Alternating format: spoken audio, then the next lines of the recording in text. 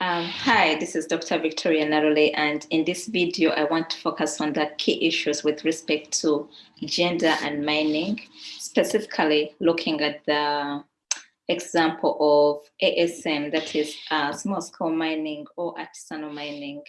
So before I start, I want to just share a very small article that I wrote. So this is a sample of my article. It's just a small article which I wrote, I think last week, and it was published in the New Vision, which is Uganda's national newspaper. And the article basically is to the effect that promote gender equality in the mining sector. So we have had lots of discussions with respect to gender equality, including a chapter in this book which talks about gender and technology, and it was authored by Alaka Lugonzo.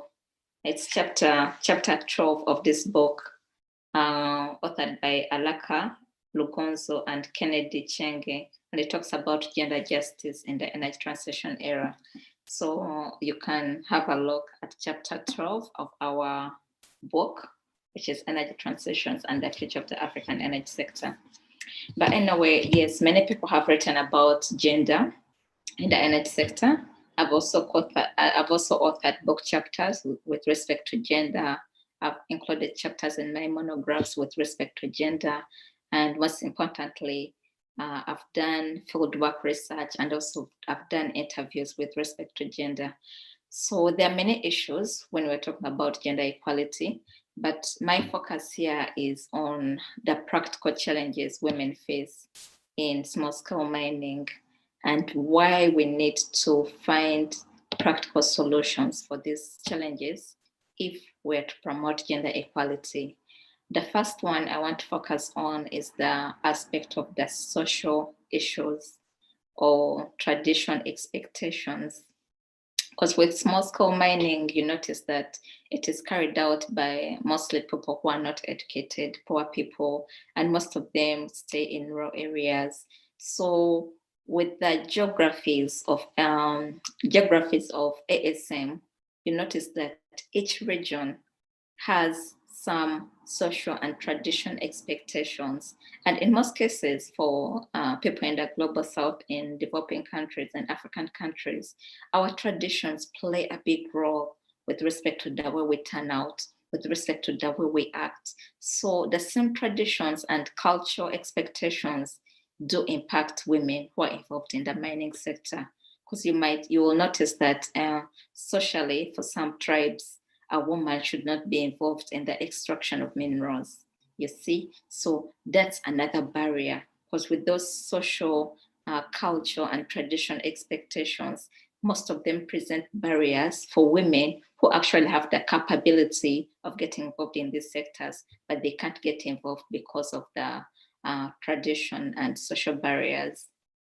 So one of the practical ways of getting rid of social and tradition challenges is to ensure sensitization.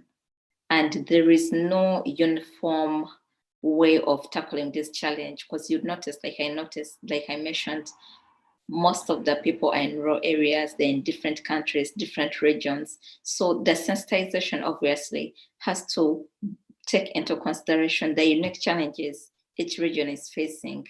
So that's why it can be hard to tackle the issue of gender equality at a global level without finding practical solutions at the local level, because that is where everything starts from. So in that respect, we definitely need tailored solutions for each region, for each tribe that is involved in ASM, to ensure that the cultural and tradition barriers can be tackled to promote gender equality. Now, the other issue that is really uniform in various regions that are carrying out ASM is the issue of the economic challenges. Because you notice in most cases, women don't have enough capital to invest in ASM.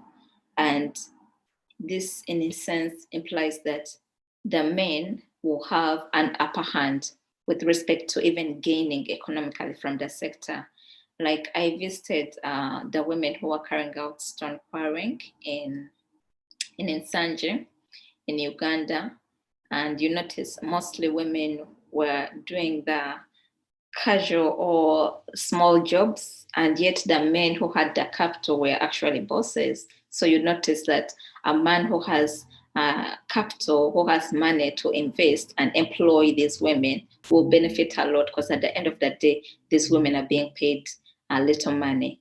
So how can we tackle the economic challenges in ASM? First is by promoting and encouraging banks to lend money to women, and also coming up with initiatives of ensuring that women can actually access, because for a bank, when you're getting a loan, you need security. And in most cases, people, what they give out as security, it's land.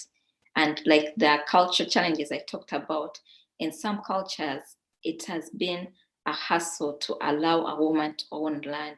So the question will be, how can a woman who has no land or any form of security take up a loan or have access to the necessary capital that they need to invest in ASM? So there is a need to uniquely look at these challenges from the bottom and find solutions. So for instances of that social challenges, definitely we need a sensitization, but we also need to implement the laws.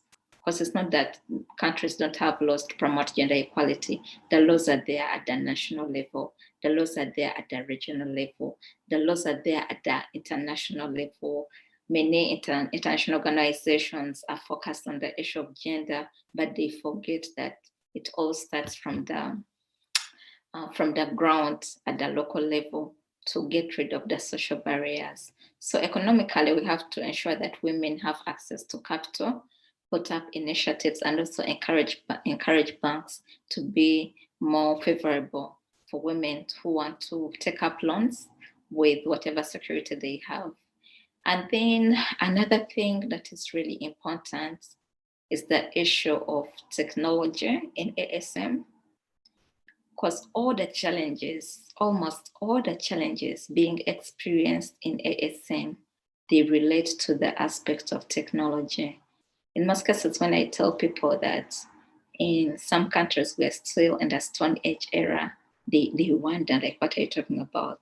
But if you visit the mining communities and you see the kind of methods people are using to extract minerals, then you notice that all the challenges we're facing in ASM, they relate to lack of advanced technology, lack of mechanization, lack of digitalization. So all the initiatives that are ensuring to tackle the challenges in ASM and also promote gender equality, they have to put at the forefront different ways of ensuring that miners have access to technology. And one way of doing this is to encourage large-scale mining companies to actually share some of their technology with the small-scale mining companies, because of late many countries have encouraged artisan and small-scale miners to form corporations, to form associations. So with these corporations and associations, large-scale companies can easily transfer some technology and skills to the small-scale miners, so that we can bridge the gap between large-scale mining companies and small-scale miners. So the issue of technology is key.